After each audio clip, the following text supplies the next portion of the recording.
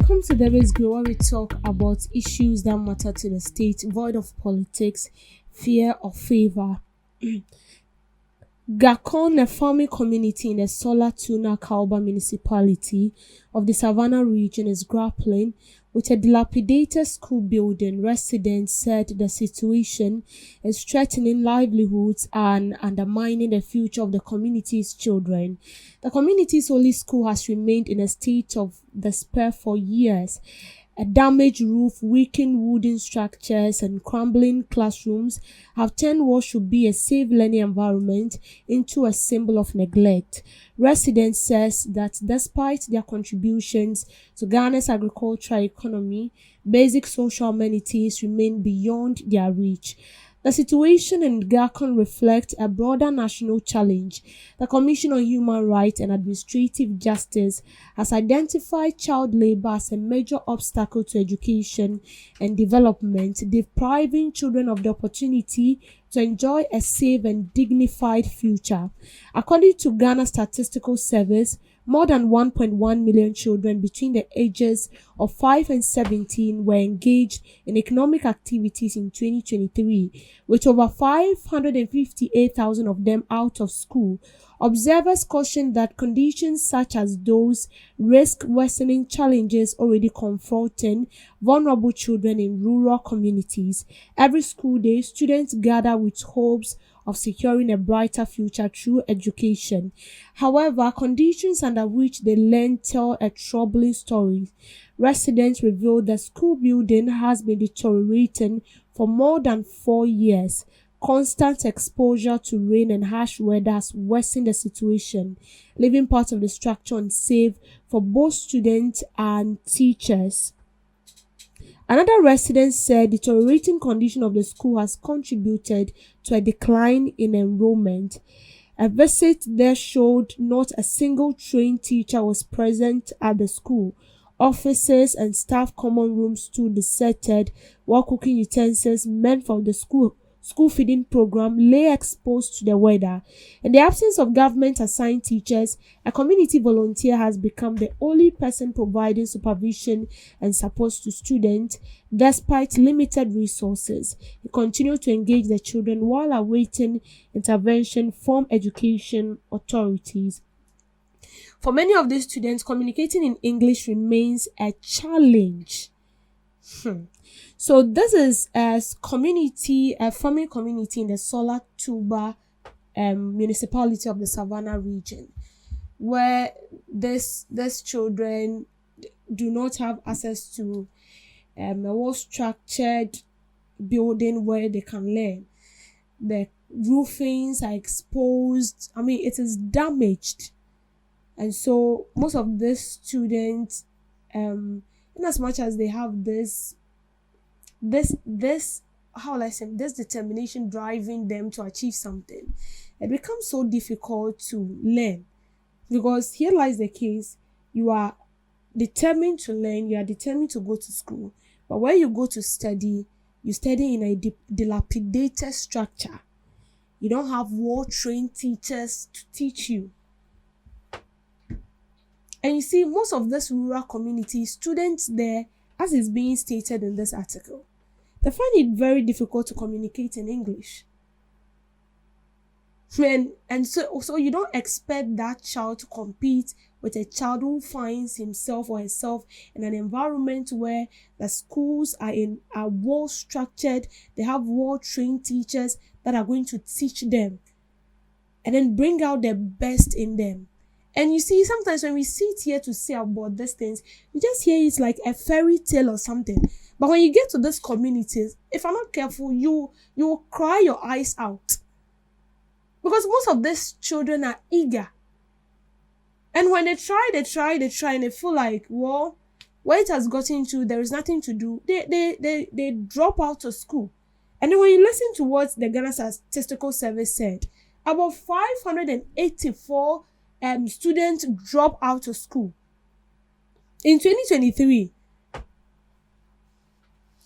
into like engaging in activities that are way beyond their capability. And when you go to these communities, these are the major problem. Sometimes you go to a community, they have up to crèche, nursery to maybe pieces, and it ends there. They don't even have JHS 1, JHS 2. So the JHS is in another town. So let's say this is Anya here is a village, and the school here has from nursery to pieces. When you're done with pieces, you have to walk from here to Barnyard. Or maybe from here to Barnyard is that simple. Let's say you walk from here to Wager or Makati. From Anya to Wager. And that is where JHS is located, in another town. So just imagine.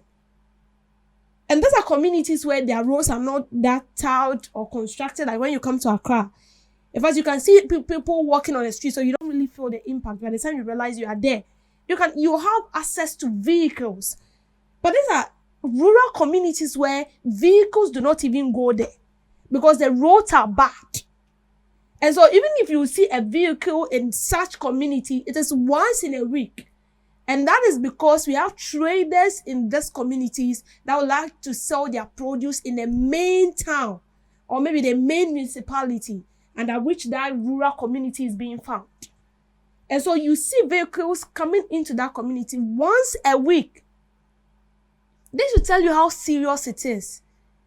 And you see, I'm sad because we have teachers who are done with school.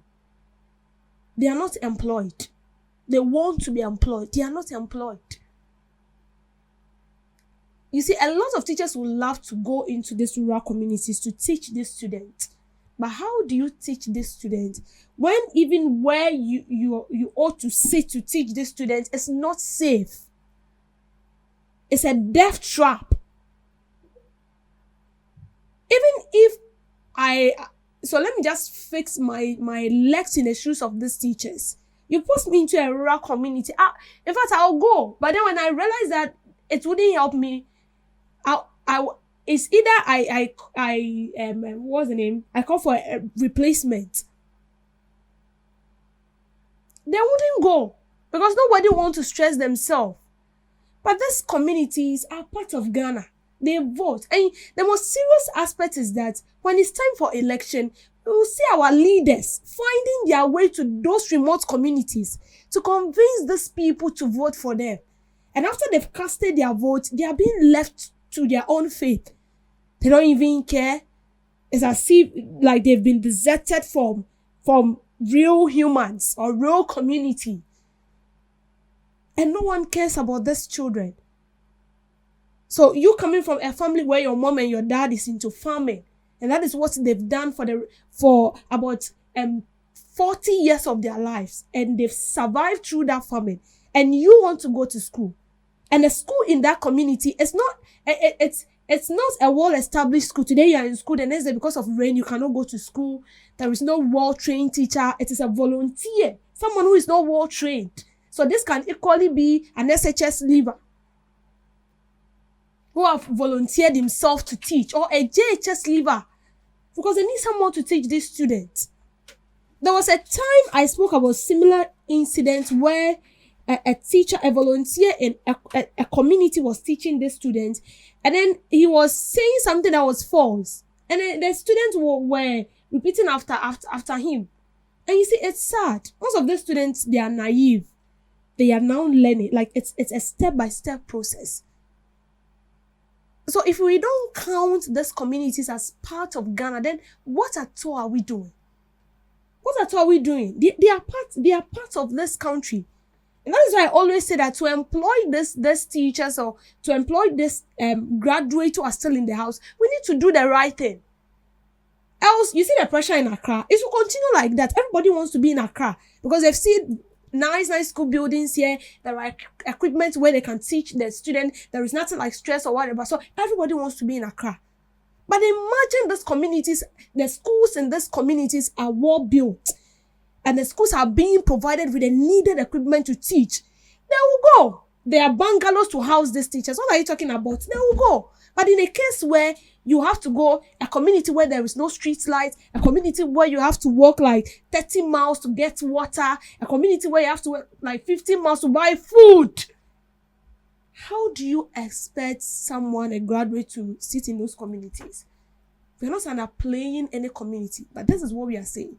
They're also part of the country. So if you are sharing the national cake, they should also be.